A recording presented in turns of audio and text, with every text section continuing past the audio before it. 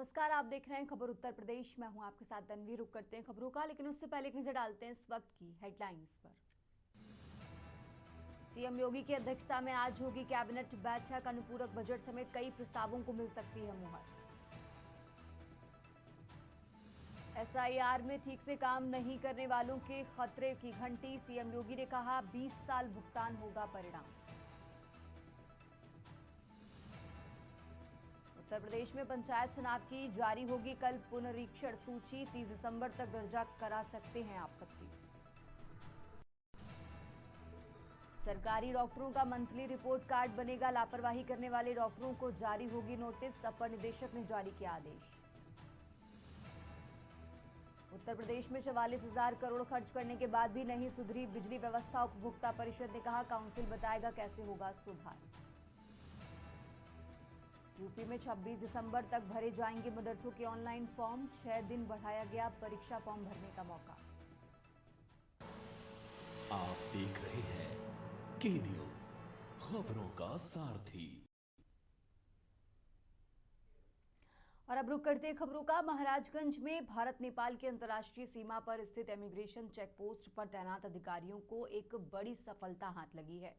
सुरक्षा एजेंसियों ने नेपाल भागने की कोशिश में एक श्रीलंकाई नागरिक को दबोच लिया। पकड़े गए युवक से जब कड़ाई से पूछताछ की गई तो उसने चौंकाने वाला खुलासा किया है। आरोपी ने स्वीकार किया कि उसने समुद्री मार्ग के जरिए अवैध रूप से भारतीय सीमा में प्रवेश किया था। वो बिना किसी वैध दस्तावेज के भारत के रास्ते नेपाल जाने की कोशिश कर रहा था। इमिग्रेशन चेक पोस्ट पर नियमित चेकिंग के दौरान अधिकारियों को गतिविधियों पर शक हुआ। दस्तावेजों की जांच में वो फेल पाया गया, जिसके बाद उसे तुरंत हिरासत में लिया गया।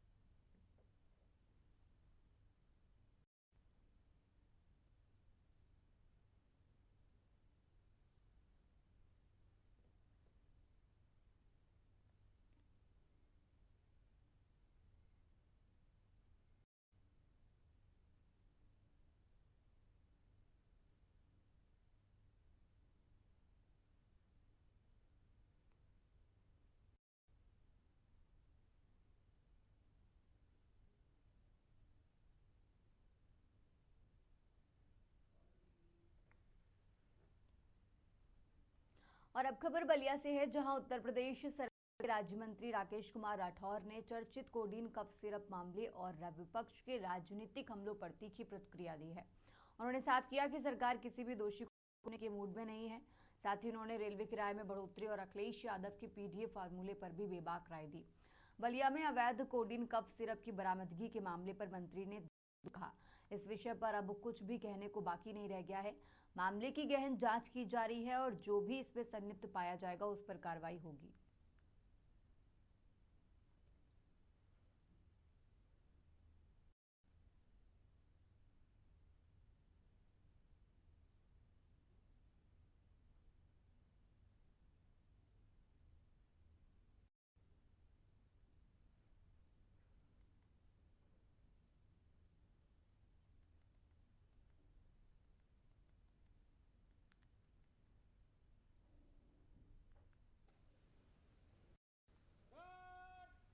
पे कहने कुछ बात नहीं है। अगर इस पे जो है जांच होगी, अब जांच होगी, जो भी अगर दोषी पाएगा उसको जो है कार्रवाई। और इसमें क्या कहने की अखिलेश यादव का कहना है कि जो मिर्जापुर को कलीन भैया के नाम से जाना था, जौनपुर अब कोडिन भैया के नाम से जाने जाने लगा है। तो ऐसा नहीं है किसी के, ये तो बहुत पुरानी ये जो इतिहास है, बलिया का इतिहास है, उसका इतिहास से जाना जाता है। और ये जो बताया इससे लिए कि जो भी इस पर कार्रवाई होगी, जो भी जांच होगी, जांच पे कार्रवाई होगी, जो भी दोषी पाया जाएगा। और अब आगे बढ़ते हैं खबरों में। बज़्म-ए विरासत की दूसरी महफिल का आयोजन ministry of culture, government of India एवं उत्तर प्रदेश टूरिज्म के सहयोग से प्रयागराज में किया जाएगा। इसका आयोजन बिशप जॉनसन स्कूल में किया गया है। 3 दिनों के आयोजन का आखिरी दिन है।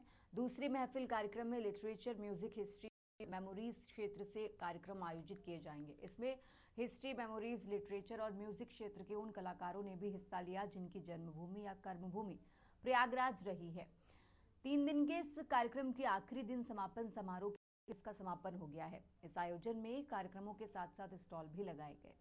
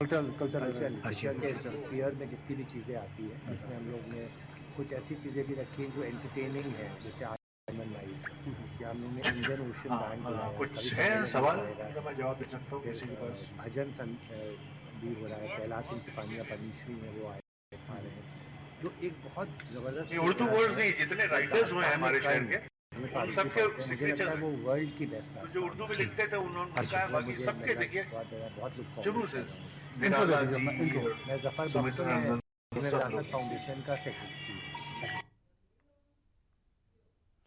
आगे बढ़ते खबरों में यूपीएसटीएफ ने अधिवक्ता आजाद अहमद हत्याकांड के मुख्य आरोपी 1 लाख के इनामी हिस्ट्री शीटर सिराज अहमद को सहारनपुर में मार गिराया है। सिराज 6 अगस्त 2023 को अधिवक्ता की हत्या के बाद से फरार चल रहा था। इस खबर के सहारनपुर में अधिवक्ता आजाद अहमद के परिवार ने खुशी मनाई और मिठाइयां बांटी। सिराज और उनके साथियों ने कोतवाली देहात के भुलकी चौराहे के पास अधिवक्ता आजाद की गोली मारकर हत्या की थी। इस घटना में अधिवक्ता के भाई मुनव्वर भी घायल हो गए, जो लंबे इलाज के बाद घर वापस लौटे थे। सिराज के खिलाफ कोर्ट ने वारंट जारी किया था और पुलिस ने उस पर 1 लाख रुपए का इनाम भी घोषित किया था।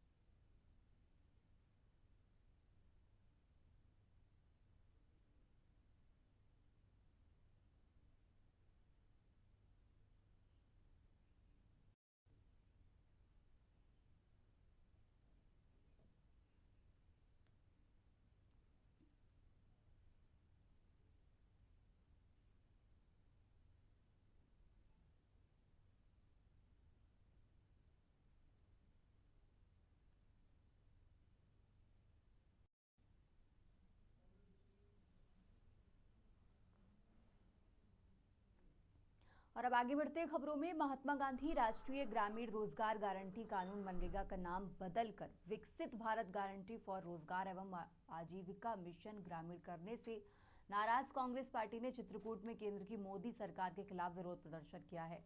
कांग्रेस पार्टी के जिलाध्यक्ष कुशल पटेल ने कहा कि महात्मा गांधी राष्ट्रीय ग्रामीण रोजगार गारंटी कानून मनरेगा का नाम बदलकर मोदी सरकार ने राष्ट्रपिता महात्मा गांधी का अपमान किया है, जिसे कांग्रेस पार्टी की कीमत बर्दाश्त नहीं करेगी।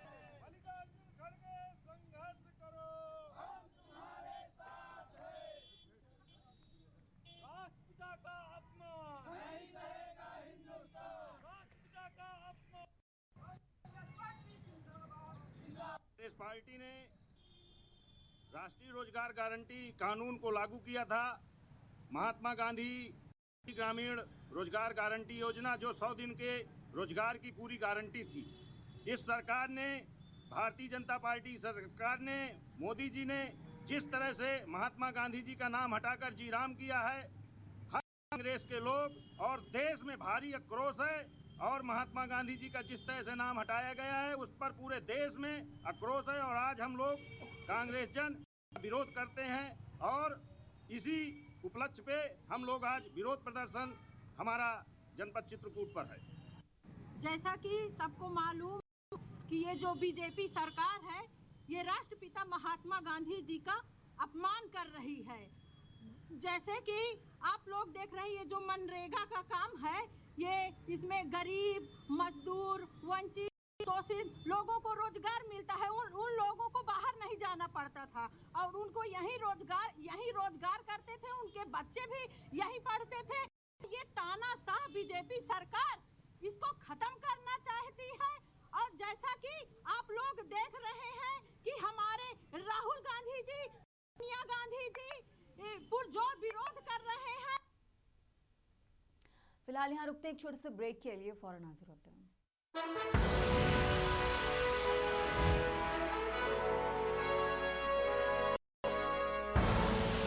आप देख रहे हैं के न्यूज खबरों का। ब्रेक से वापस आ चुके हैं। रुक करते हैं खबरों का कानपुर से है, जहां कानपुर में महाराजा अग्रसेन जयंती समिति द्वारा 26 दिसंबर से रविवार 28 दिसंबर तक सीएसए विश्वविद्यालय नवाबगंज में विश्व विख्यात मानस मर्मज्ञ डॉक्टर कुमार विश्वास की त्रिदिवसीय श्री राम कथा अपने अपने राम का भव्य आयोजन किया जा रहा है। समिति के अध्यक्ष राजेंद्र अग्रवाल ने प्रेस वार्ता कर बताया कि अयोध्या में श्री राम जन्मभूमि पर भव्य निर्माण और धर्म के प्रतिष्ठापन से अग्र समाज गौरवान्वित हुआ है। प्रभु श्री राम के आदर्शों और जीवन प्रसंगों से प्रेरणा लेकर समाज का युवा वर्ग धर्म रक्षा एवं राष्ट्र उत्थान में सक्रिय भूमिका निभाए, इसी उद्देश्य से ये आयोजन किया जा रहा है।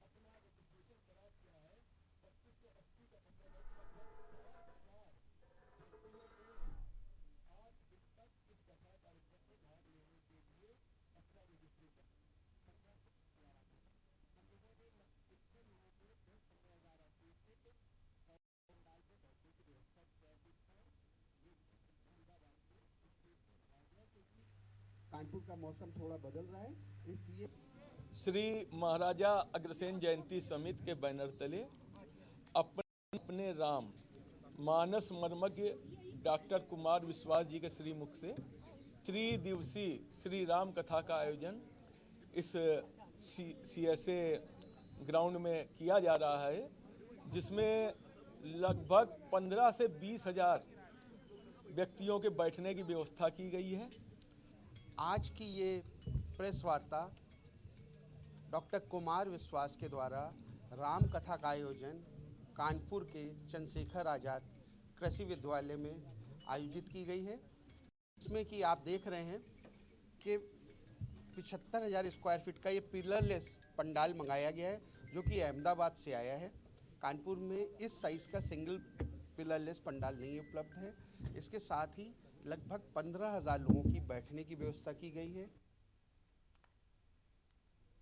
और अब आगे बढ़ते हैं खबरों में। भारतीय रेलवे के करोड़ों यात्रियों के लिए साल के अंत में एक ऐसी खबर आई जो उनकी जेब पर सीधा असर डालेगी। 26 दिसंबर 2025 से ट्रेनों का सफर महंगा होने जा रहा है। रेलवे ने मेल और एक्सप्रेस ट्रेनों के किराए में बढ़ोतरी का ऐलान कर दिया है। किराया बढ़ाने के साथ सुविधाओं की गारंटी कब देगा रेलवे? 600 करोड़ का मुनाफा पर यात्रियों का क्या फायदा? क्या बढ़ी हुई कीमतों से सुधरेगी बोगियों की साफ सफाई? किराया तो बढ़ा पर कंफर्म टिकट कब मिलेगा? पैसा बढ़ाने के बाद क्या बदलेंगे कोच के टॉयलेट्स के हालात? मेल एक्सप्रेस का प्रीमियम किराया पर जनरल को जैसे हालात क्यों? भारतीय रेलवे के यात्रियों के लिए साल के अंत में एक ऐसी खबर आई जो उनकी जेब पर असर डालेगी। 26 दिसंबर 2025 से ट्रेनों का सफर महंगा होने जा रहा है। रेलवे ने मेल और एक्सप्रेस ट्रेनों के किराए में बढ़ोतरी का ऐलान कर दिया है, लेकिन बड़ा सवाल ये है कि यात्रियों जो अतिरिक्त पैसा देंगे उसके बदले क्या उन्हें साफ ट्रेनें, समय पर सफर और सुरक्षित यात्रा की गारंटी मिलेगी? सही क्यों मानेंगे भैया? सही है ही नहीं है। देखिए लाइन में खड़े हैं अभी टिकट कटाने के लिए, बड़े मुश्किल से टिकट काटा। ऑनलाइन होता तो अपना अलग से काट लेते, लेकिन भीड़ नहीं पड़ रही है सर। आधे घंटे तक तब जाकर टिकट मिला।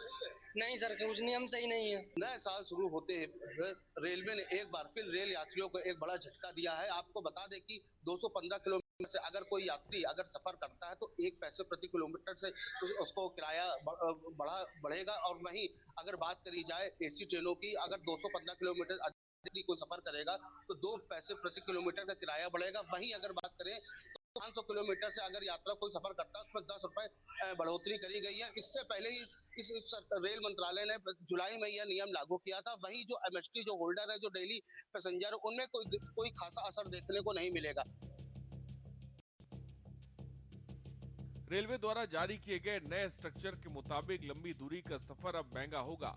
हालांकि राहत की बात यह है कि 215 किलोमीटर से कम की यात्रा करने वाले ऑर्डिनरी क्लास के यात्रियों पर कोई बोझ नहीं डाला गया है, लेकिन इसके ऊपर का सफर अब महंगा है।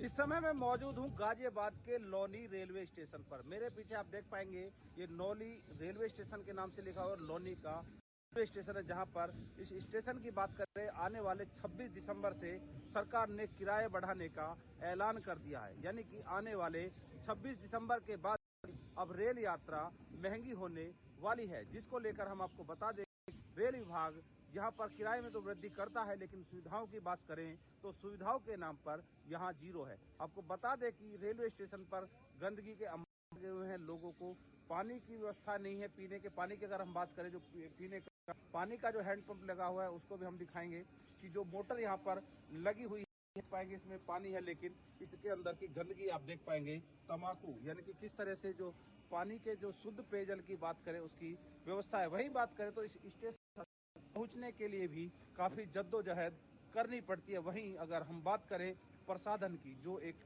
महत्वपूर्ण व्यवस्था है, जो जरूरत है, एक आम आवश्यकता जिसको कहा जा सकता है, इस शौचालय में गंदगी के अंबार लगे। वहीं बता दें कि दिव्यांगों के लिए शौचालय बनाया अवश्य गया है, लेकिन उस शौचालय पर भी ताला लगा हुआ है। जी हम आपको दिखा दें तो लोनी रेलवे स्टेशन पर दिव्यांगों के लिए शौचालय बना हुआ है, उस शौचालय पर यहाँ ताला लगा हुआ है।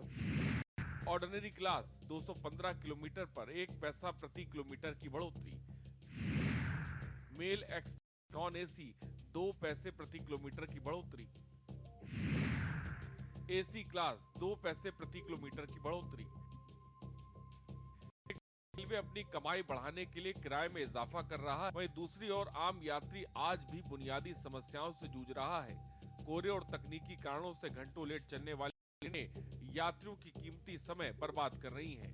क्या किराया बढ़ने के बाद समय की पाबंदी सुधरेगी? ये बड़ा सवाल है। पेट्रोल की गुणवत्ता और कोच के टॉयलेट की सफाई आज भी एक बड़ी चुनौती है।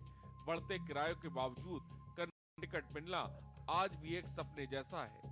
साथ ही ट्रेनों में बढ़ती भीड़ सुरक्षा को लेकर यात्री चिंतित रहते हैं। पेंट्री कार के खाने की क्वालिटी और उसकी कीमतों को लेकर अक्सर शिकायतें आती रहती हैं। रेलवे का तर्क है कि आधुनिकीकरण और बुनियादी ढांचे के विकास के लिए फंड की आवश्यकता है।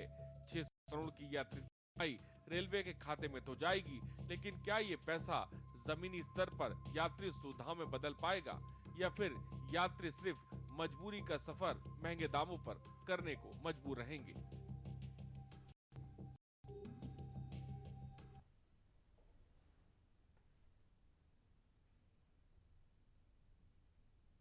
खबर उत्तर प्रदेश में फिलहाल इतना ही। आते रहिए के न्यूज़ इंडिया।